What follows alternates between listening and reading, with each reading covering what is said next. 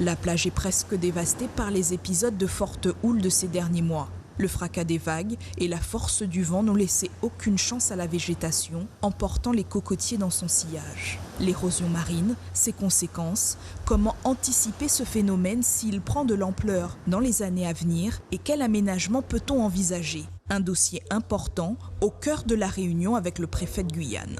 Il y a la possibilité d'une part de pouvoir travailler sur un reprofilage de la plage avec une revégétalisation pour pouvoir stabiliser le sable qui reste aujourd'hui donc sur la plage.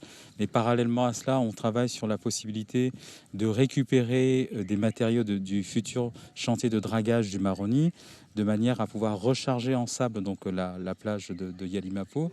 Protéger le littoral et ses populations. Le rôle de l'État sera d'apporter les ressources humaines et une technologie de pointe pour comprendre les courants marins.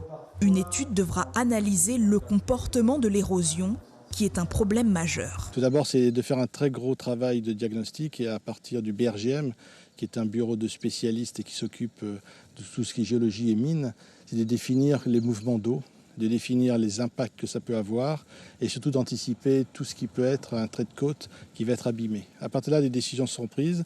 Il faudra les financer. On a parlé aussi de fonds européens, de défense du littoral. Et donc, on a une matière sociale, on a une matière très technique, aussi on a une matière budgétaire.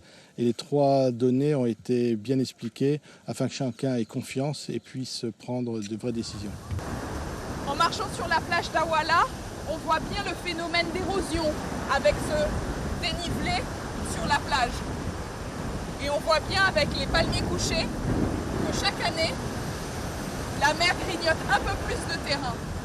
Il y a eu plusieurs épisodes de fortes marées ces 2 dernières années.